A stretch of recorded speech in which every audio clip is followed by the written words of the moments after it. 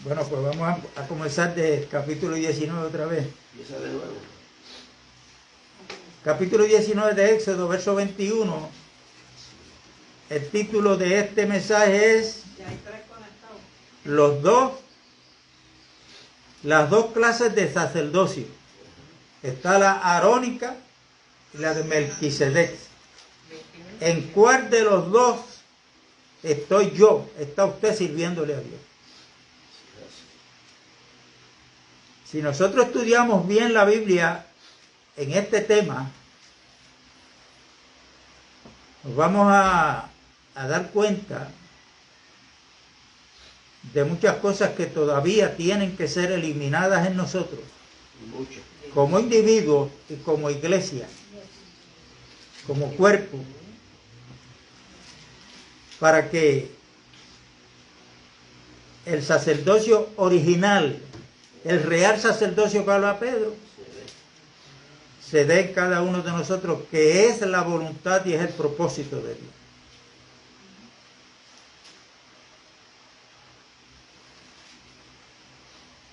Y en el capítulo 19 de Éxodo, vamos a ver ese propósito de Dios con el pueblo de Israel, con el pueblo que Él sacó de Egipto, con mano fuerte.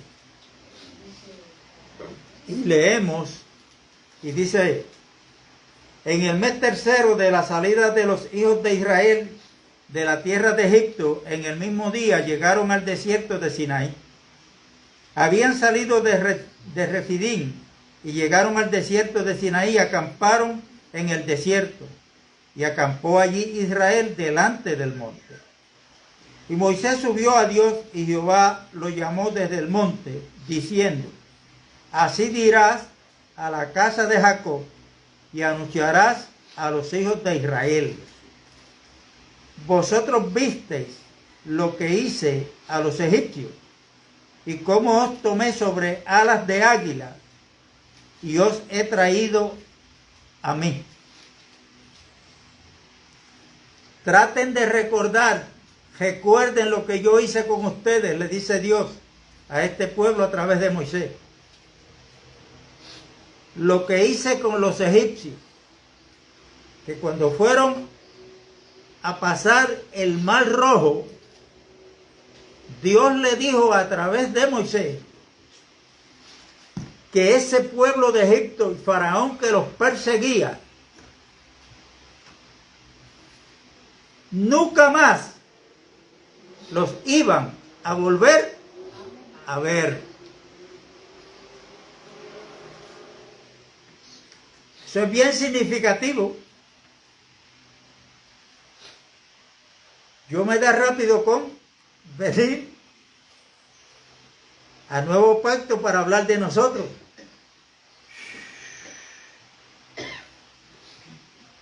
Sí, es bueno recordar para que veamos la misericordia de Dios, la gracia de Dios para con nosotros, su amor, quién éramos en el pasado y quiénes somos ahora.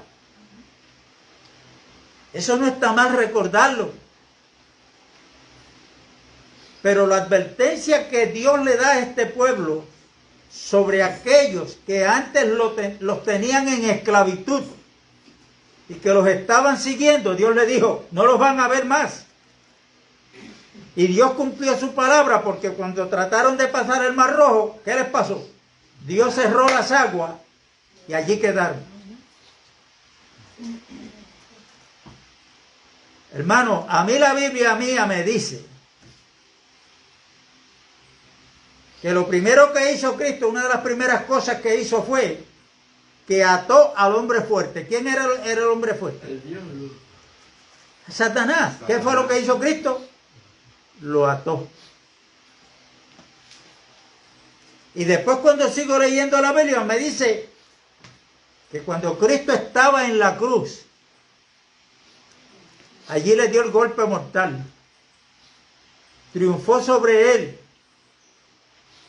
sobre los demonios, sobre las huestes espirituales de maldad Amén. Triunfó sobre ellos en la cruz. Amén. ¿Eso lo creemos o no lo creemos? Amén. Y por eso ahora Pedro dice que nosotros somos real sacerdocio, nación santa, pueblo adquirido por Dios. ¿Para qué? ¿Para qué? Para que anunciemos las virtudes de aquel que nos llamó de las tinieblas a su luz admirable. Pero hoy hay un % bien alto del pueblo cristiano que habla más del diablo que de Cristo, porque no sabe cuáles son las virtudes de Dios, las desconoce, y donde quiera están viendo al diablo.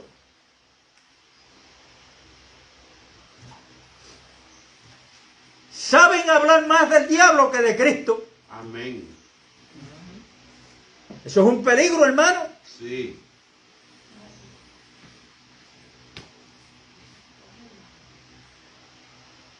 Ahora, no me venga a decir que yo estoy diciendo que Satanás no existe.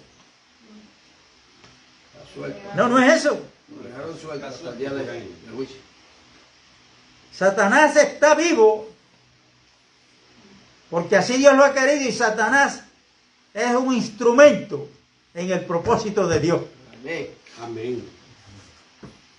Y ahora nosotros estamos llamados a decirle a él y a las huestes de maldad, hablarle de la victoria que Cristo ganó, y que por eso ahora nosotros somos más que vencedores por medio de aquel que nos amó. Si no, léase Efesios capítulo 3.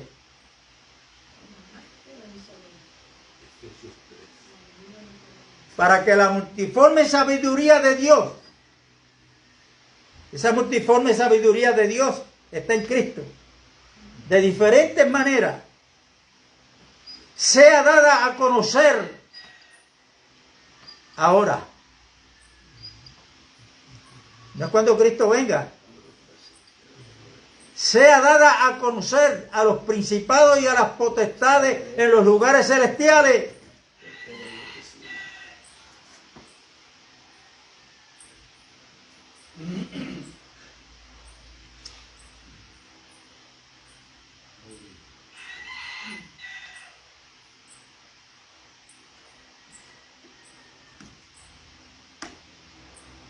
Y el propósito de Dios, que este pueblo fuera un reino de sacerdotes.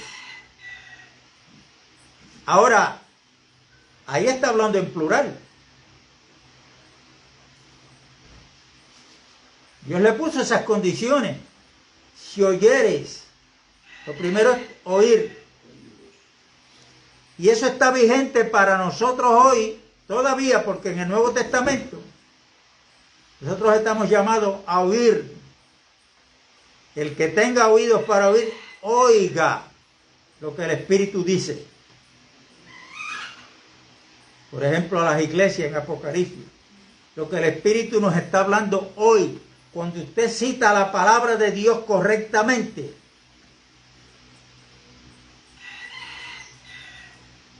es el Espíritu Santo. ¿Por qué? Porque toda la Escritura es inspirada por Dios, y Dios es Espíritu. Amén. Lo que tenemos que pedirle a Dios es que nos alumbre desde nuestro espíritu para poder discernir y entender la palabra de Dios. Son dos cosas diferentes.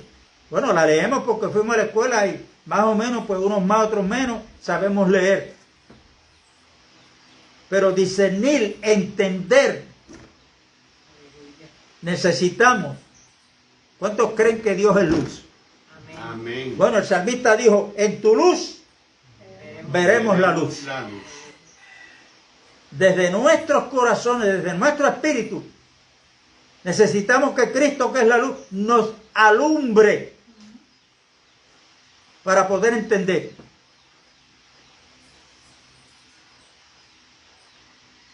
¿Y por qué, si Dios le habló a este pueblo lo que Él quería de ellos, hacer un reino de sacerdotes?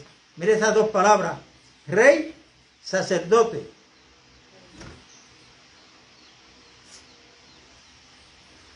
Cuando leemos, y seguimos leyendo, de 12 tribus, tan solamente una fue la que ejerció el sacerdocio que Dios quería. Fueron los de la tribu de Leví. ¿Y por qué? Bueno, vamos a leer. La Biblia tiene la respuesta.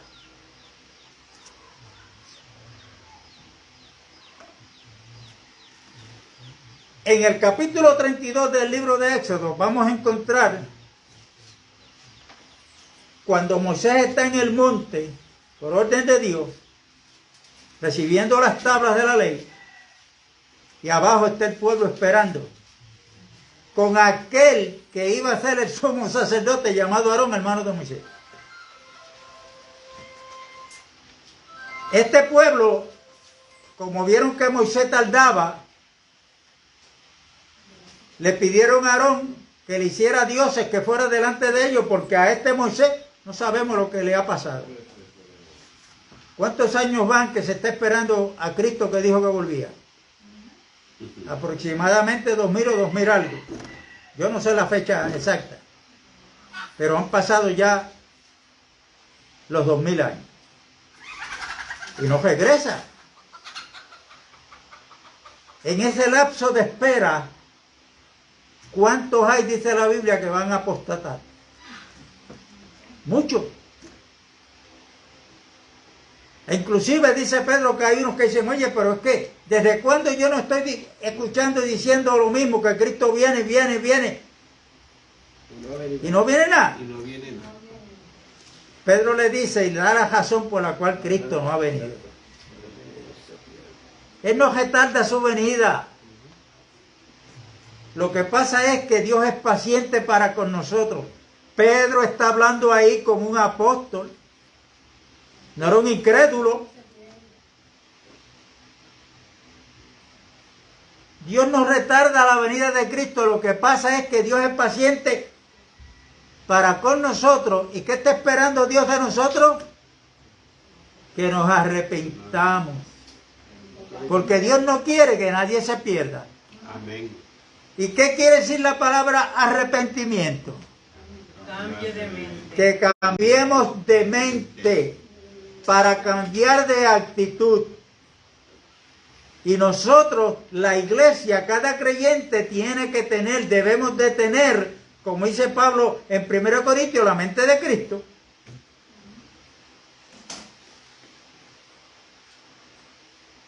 Una mentalidad de reino, no de derrota, un reino victorioso, porque el rey está en victoria. Amén. Amén. Así es. Él ganó la guerra, la batalla, la ganó. ¿Por qué la Biblia en Romanos 8 dice que somos más que vencedores? ¿Por qué? Más que vencedores. ¿Por qué? Porque ninguno de nosotros se enfrentó al diablo y a las huestes de maldad para vencerlo, y al pecado, a la tumba, a la muerte. Ninguno. Amén. Hubo uno que lo hizo por nosotros, y ese es Cristo Jesús. Amén. Amén. Ahora, la victoria de Cristo Es nuestra victoria. es nuestra victoria. Amén. Estamos disfrutando de una victoria que ninguno de nosotros nos ganamos. La ganó otro por nosotros. Amén. Por eso es que somos más que vencedores. Amén.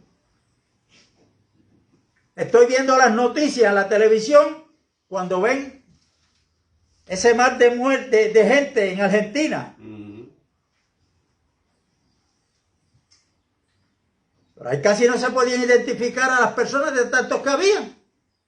¿Qué era lo que hacía esa multitud? Celebrando una victoria, y le preguntaban, ganamos porque... Pero un momentito, ¿quiénes fueron los que estaban en el terreno de juego? ¿Eran todos ustedes? No. No, pero la victoria de ese equipo, ellos la hacen de ellos. La están proclamando, la están celebrando. Nosotros tenemos que ser un pueblo que estemos siempre celebrando a Cristo Jesús.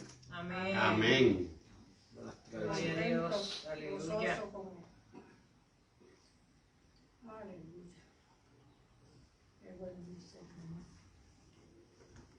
Y Dios sabe hacer las cosas, hermano. No crean que este tiempo de pandemia son los chinos los que tienen el control. Dios siempre marca el curso de la historia. Amén. Pero hay muchos que no queremos aprender. E inclusive muchas cosas que nos pasan en nuestro diario vivir. Aquí es que siempre estamos culpando al diablo. Y no nos damos cuenta y no sabemos que Dios tiene un propósito con cada uno de nosotros.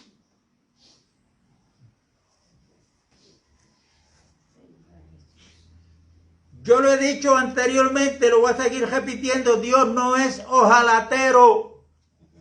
No. Usted le lleva un carro roto a un ojalatero podrido, ¿y qué hace? Le mete un bondo. Pega a poner parchos y bondos y después le tira una pintura y cuando ¡wow! Quedó nuevo. No. Está lleno de parche de bola. Y al viejo hombre, Dios no lo quiere para nada. Entonces, ¿qué es lo que quiere Dios? Eliminarlo.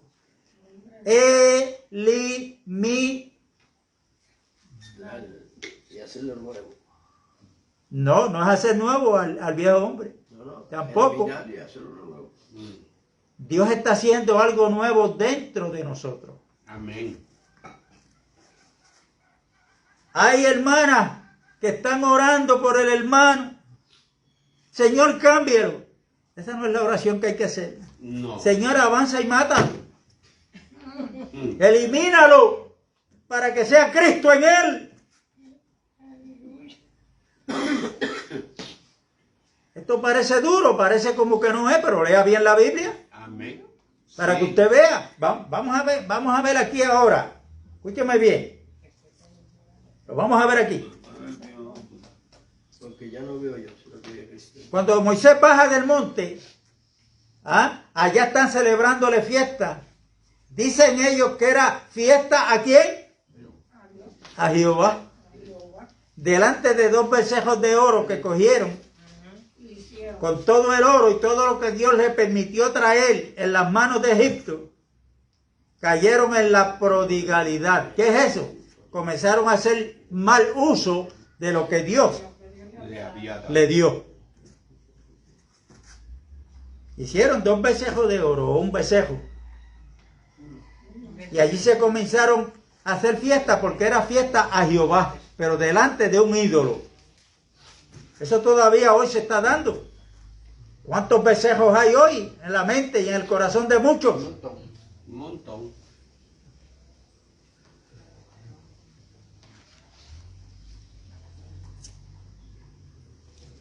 Y cuando Moisés baja,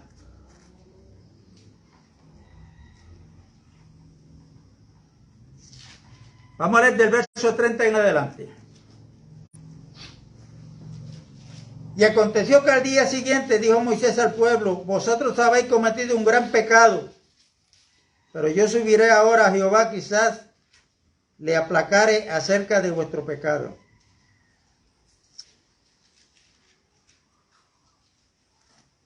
Comencé a leer mal. Voy a leer del verso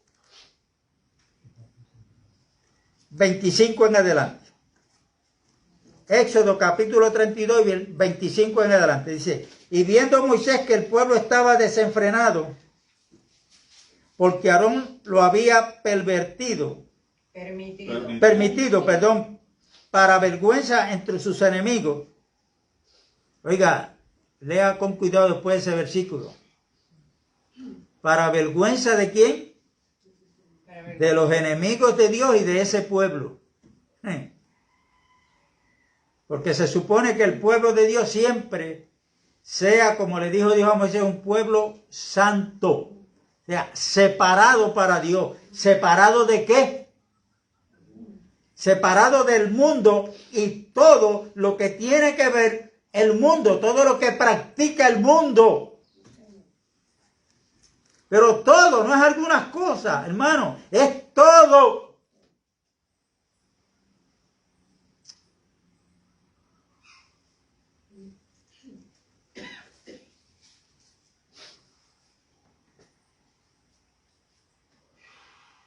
Y se puso Moisés, verso 26, a la puerta del campamento y dijo: ¿quién está por Jehová? Júntese conmigo. Y se juntaron con él todos los hijos de Leví. Recuerde que Moisés en tipología bíblica tipifica ¿a quién? A Cristo. Entonces Moisés le dice: los que estén de parte de Jehová, pasen acá donde yo estoy. Vengan aquí a mi lado. Los únicos que pasaron al lado de Moisés fueron los de la tribu de Leví.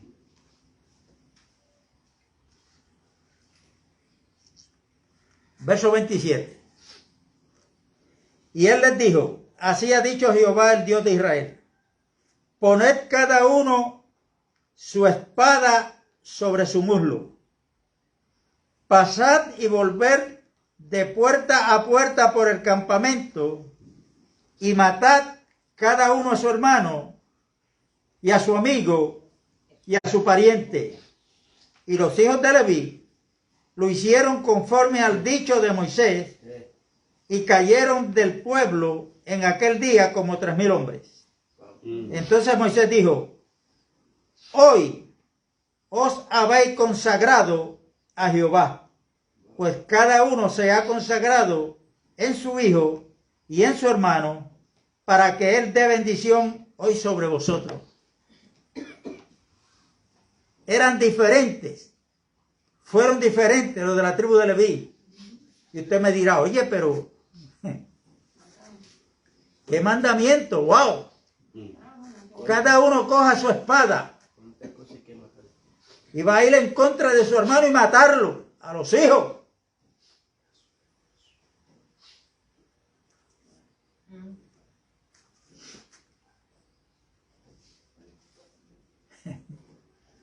Eso como que uno lo ve fuerte, ¿verdad? Ahora, escúcheme bien. Nosotros ya hemos sido ministrados de que la iglesia ha caído en degradación desde el siglo IV en adelante. Y hoy hay mucho pueblo a nivel mundial, llamado iglesia, que han creído en Cristo como su Señor y su Salvador.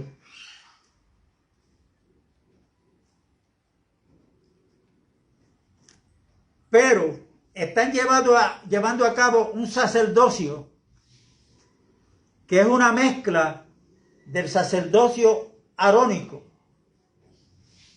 sin tener conocimiento del sacerdocio de Melquisedec. Pero como Cristo no viene a buscar cualquier cosa, viene a buscarse a sí mismo, nosotros tenemos que entender que estamos viviendo tiempos de restauración. Dios nos está llamando para que salgamos de la Odisea y comencemos a ser Filadelfia, que significa amor fraternal, y que no hemos negado el nombre de Cristo y estamos siendo fiel a su palabra.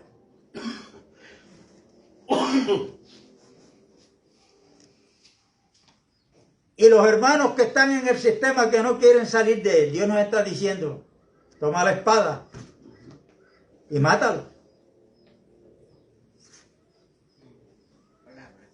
¿Cómo, hermano? ¿Cómo yo me atrevo a decir eso? ¿O es que no tenemos una espada nosotros? ¿Ah? La palabra. Cuando usted lee la armadura en el capítulo 6 de Éfeso, ¿ah? Dice que tomemos la espada del Espíritu, que es la palabra de Dios. Palabra de Dios. Estamos llamados a tomar esta espada y predicarla tal y como es, le esté malo a quien le esté, hasta que logremos matar esa mentalidad que tienen de religiosidad. Tenemos que taparle la boca a aquellos que quieren mezclar judaísmo con cristianismo. Estamos viviendo este tiempo, hermano. Porque la palabra de Dios es como una espada de dos filos que penetra hasta partir Los tuétanos. el alma del espíritu, los tuétanos, y discierne los pensamientos del corazón. Eso es parte de la armadura que estamos llamados todos a tenerla, pero tenerla en nuestro espíritu, Amén. Amén. Aleluya. para usarla con amor, pero con firmeza, para que aquello que no es, decirle, esto no es. Lo que tú estás practicando.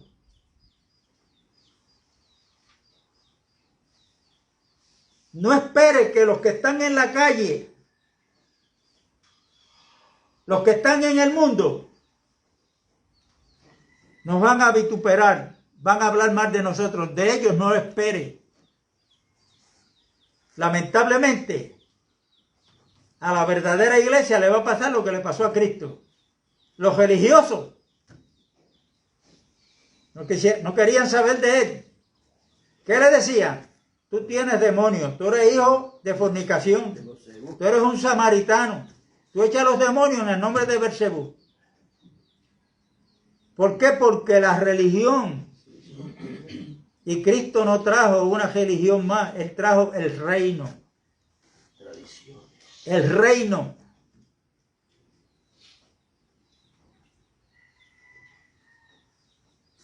¿Y cuál es el deber de cada uno de nosotros, o de aquellos hermanos que quieren o queremos estar en el propósito de Dios? Bueno, vuelvo y digo, escudriñar la Biblia para ver en qué orden sacerdotal yo estoy ministrando a Dios, o yo le estoy sirviendo a Dios. Porque si usted lee el libro de Hebreos, ese es el libro por excelencia, que lo debemos de leer. Cuando el escritor de los Hebreos, el Espíritu Santo lo inspira para que le hable a estos hebreos y le diga que hay alguien que es superior a los ángeles, que es Cristo Jesús. Así es que empieza el libro. ¿Por qué? Porque ellos creían en ángeles.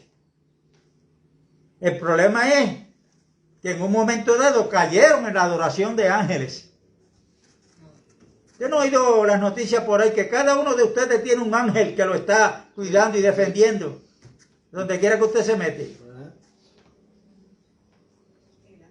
Eso es paganismo. Léase a Colosenses para que usted vea lo que dice Pablo a los Colosenses. Y le rinden culto. No, porque yo tengo un ángel que va conmigo donde quiera, me cuida, me defiende.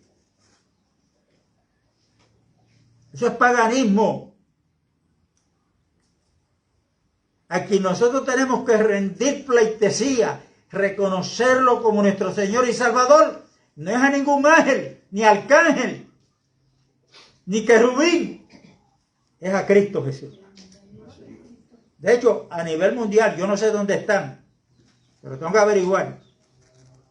Hay pastores que ya subieron de pastor a apóstol y ahora ya no son apóstoles, son querubines. Esto sigue cada día más en aumento, en aumento, en aumento. La porción de Satanás que quiso ser un querubín. En aumento a esto. ¿Y qué vamos a hacer nosotros?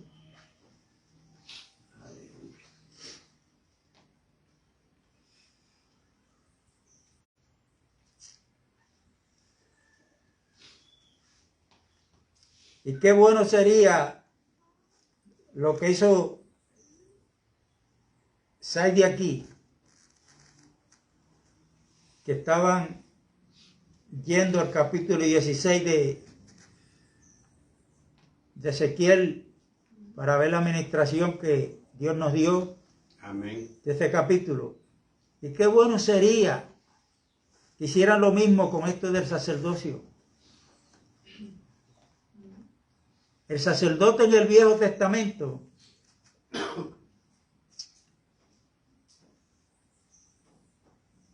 tenía unas funciones que hacer en el tabernáculo terrenal.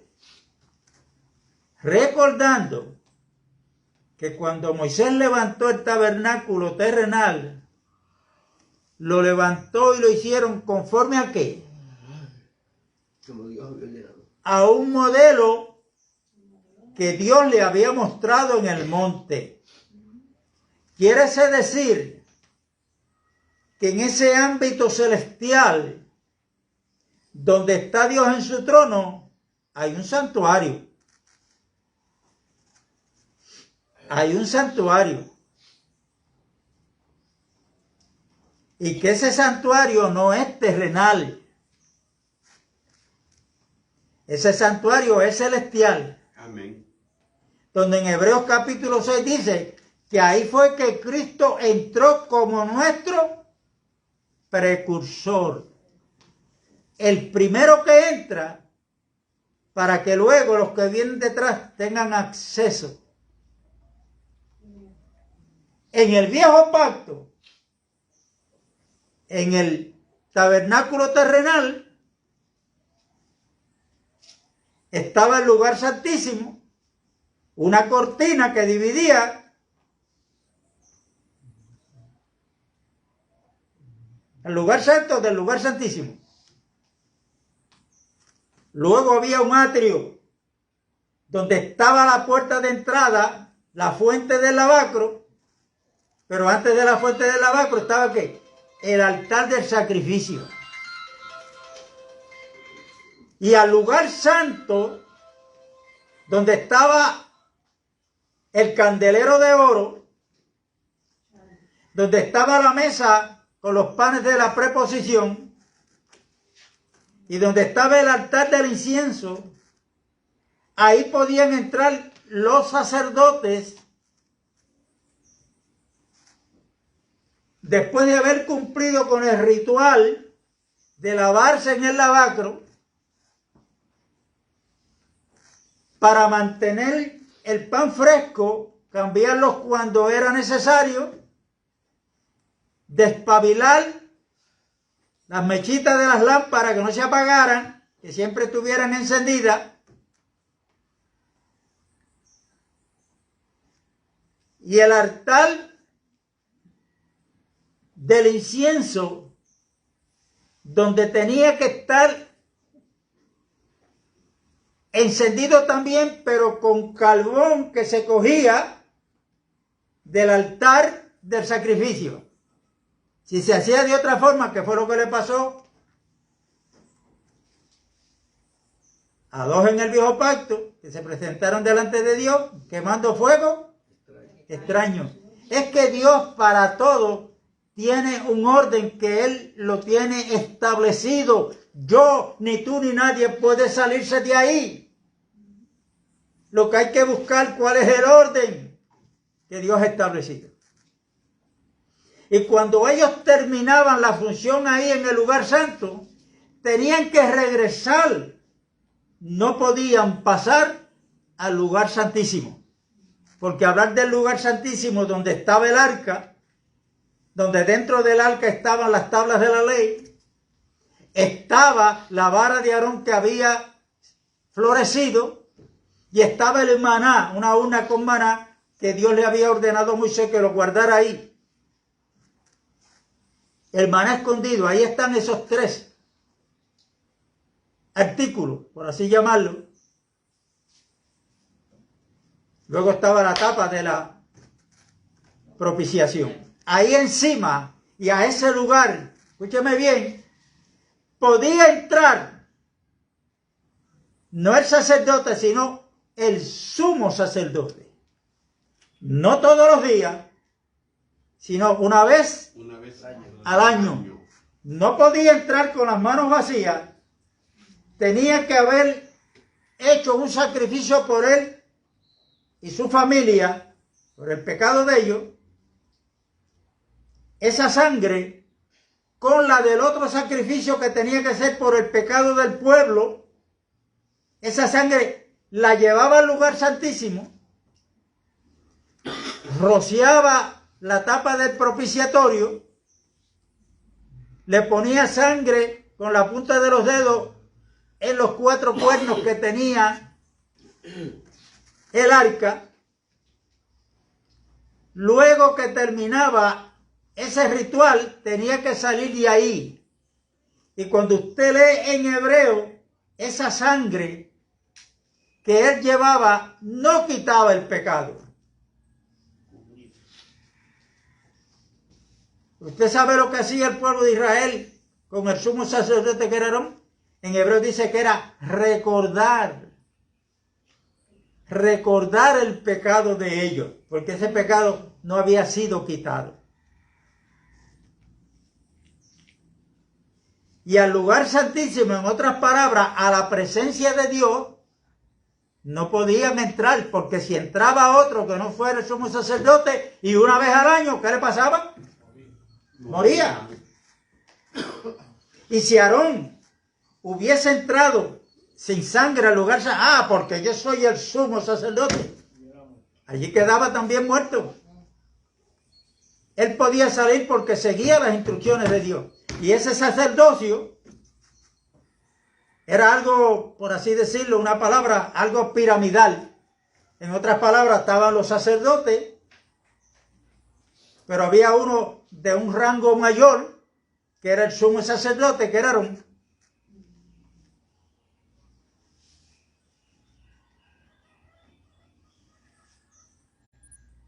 Hermano, pero en el nuevo pacto, yo no me explico cómo, bueno, sí me explico. Amén. Hay una soberbia tan grande que hay muchos pastores y pastoras que todavía se llaman los ungidos de Jehová.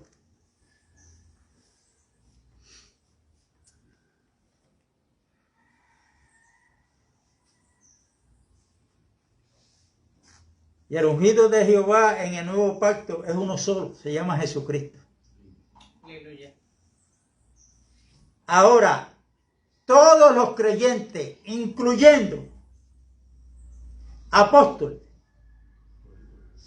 evangelistas, profetas, maestros y pastores, la Biblia dice que nuestro sumo sacerdote, que es Cristo Jesús, entró al lugar santísimo, entró al santuario celestial, no a un santuario hecho por manos humanas.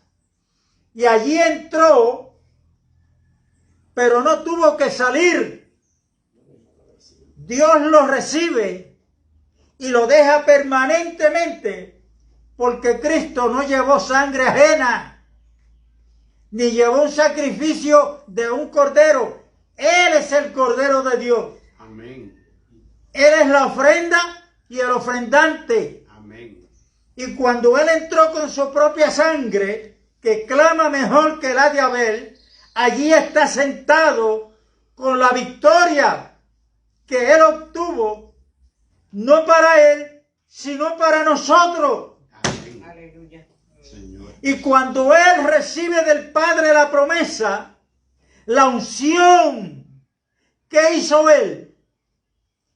La derramó a su cuerpo, que es la iglesia. Y por eso Juan dice que nosotros los creyentes tenemos la unción del Santo. Santo. Aquí no hay categorías. Aquí no hay niveles de jerarquía. Y esos ministerios, sea el que sea, la Biblia nos dice que están por encima de los demás hermanos. Esos ministerios están en medio de los hermanos, con el propósito de edificarlos, de enseñarles, para que todos como real sacerdocio nos demos para el único ministerio que hay, que todos estamos llamados a cumplir, que es la edificación de la iglesia, la cual es el cuerpo de Cristo. Amén.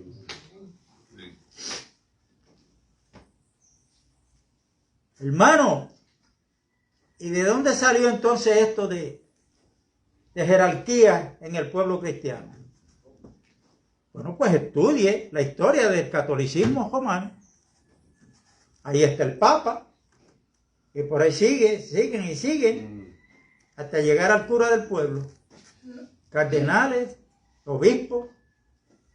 Entonces, esa enseñanza, Satanás logra meterla dentro del verdadero pueblo de Dios, pero con otro nombre.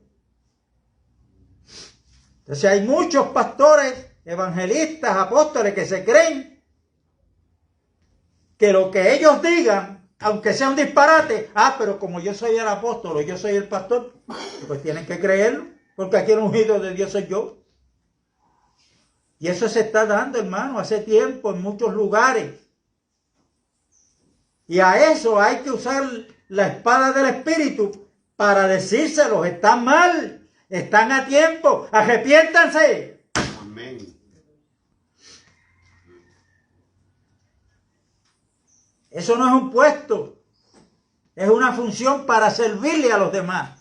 Y todos tenemos que servirnos los unos a los otros. Amén. Amén. Y estar en el temor de Dios y el amor de Dios. Hermano, eso está claro. Entonces, si Moisés hace esa pregunta, ¿quién está de parte de Jehová? Vénganse acá conmigo. ¿Cómo podemos traducir eso al día de hoy? Si Moisés es el tipo de Cristo, ¿qué está diciendo Cristo? Bueno, los que estén de parte mío, pues vénganse acá conmigo. Y si tenemos a Cristo como el Señor de nuestra vida, como cabeza de la iglesia, como Él lo es, entonces es, obedeciéndole a Él, siguiendo las instrucciones de Él, es que entonces podemos decir como dijo Pedro: somos real sacerdocio. Pero no se puede mezclar el sacerdocio arónico con el sacerdocio de Melquisedec. Y vamos a terminar con la lectura del capítulo 7 de Hebreos.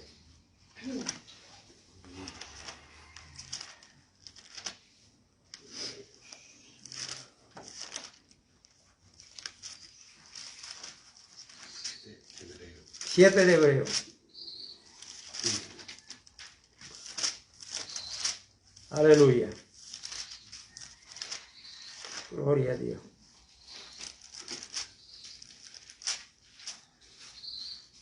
Gloria a Dios.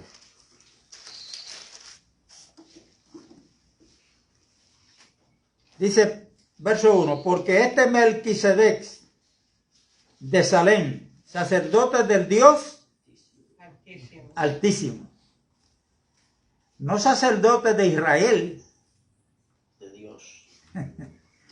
sacerdote del Dios Altísimo, Amén. que salió a recibir a Abraham, que volvía de la derrota de los reyes, y le bendijo. ¿Dónde se encontró Melquisedec con Abraham? ¿Dentro de un edificio? ¿Detrás de un púlpito? Fuera. En el campo de batalla. En el campo de batalla. Y el campo de batalla de Cristo fue el mundo, el diablo y las huestes de maldad. Y Él dijo: como me envió el Padre, así yo los envío a ustedes. Porque Satanás con el mundo está en contra de la iglesia, usando las religiones, usando los falsos apóstoles, falsos pastores, falsos evangelistas.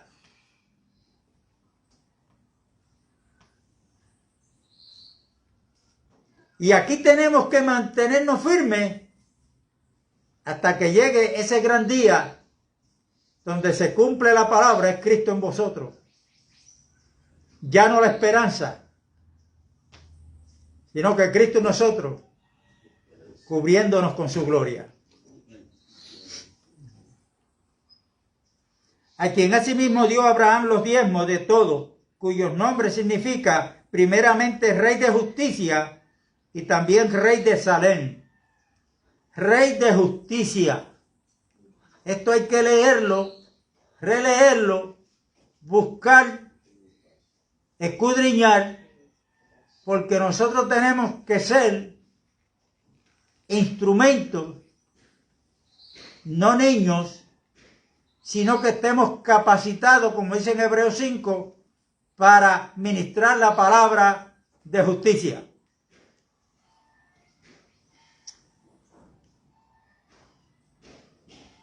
Esto es Rey de paz, sin padre, sin madre, sin genealogía, que ni tiene principio de día ni fin de vida, sino hecho semejante al Hijo de Dios. Permanece sacerdote para siempre. Considerad pues cuán grande era este a quien aún Abraham, el patriarca, dio diezmos del botín. Ciertamente los que de entre los hijos de Leví reciben el sacerdocio tienen mandamiento de tomar del pueblo los diezmos, según la ley, es decir, de sus hermanos, aunque estos también hayan salido de los lomos de Abraham.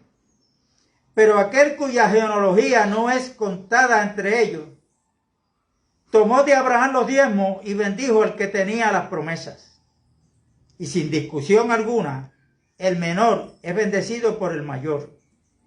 Y aquí ciertamente reciben los diezmos hombres mortales, pero allí uno, quien se da testimonio de que vive. Este fue Melquisedec.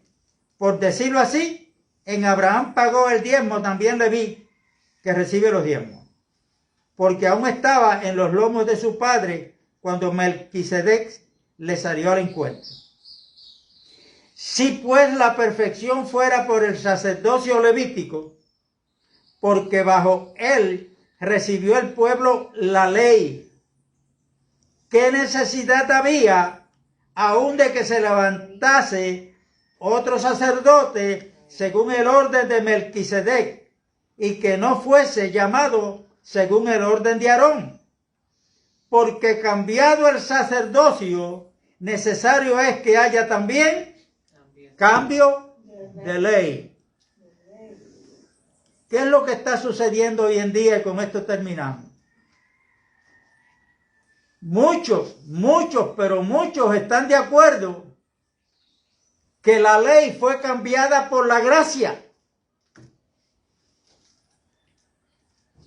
Pero ahí no dice que la ley fue cambiada nada más. Ahí dice, está hablando de la ley del sacerdocio. Y si la ley fue cambiada, quiere decir que el sacerdocio también fue cambiado. Sí, Señor. Amén. Entonces nosotros, los que creemos en la restauración que Dios está haciendo, tenemos que examinarnos qué es lo que estamos practicando y que todavía pertenece al sacerdocio arónico.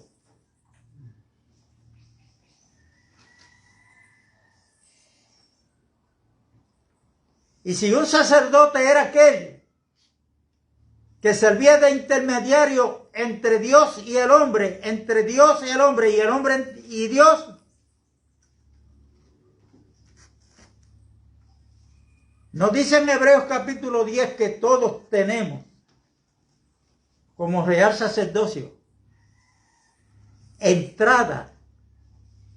¿A dónde? A donde ya Cristo entró como precursor, a la presencia de Dios, por el camino nuevo y vivo que Cristo nos abrió por su sangre. Y ahí podamos entrar Yo no necesito un intermediario, ya tengo uno que está sentado en los cielos. Amén. Y que ahora yo, como ser parte del real sacerdocio según el orden de Melquisedec, que es el de Cristo, yo tengo entrada ahora por los méritos de Cristo a hablar con papá. Aleluya. Amén. Señor Jesús. No es que no vamos a orar los unos por los otros, pero es que nadie me puede prohibir a mí decir que el único que tiene entrada es el apóstol, o es el profeta, o es el pastor. Aquí todos ahora, por los méritos de Cristo, tenemos entrada a la presencia de nuestro Padre y entramos como hijos justificados. Aleluya. Pero no para hablarle de mi vida pasada, No.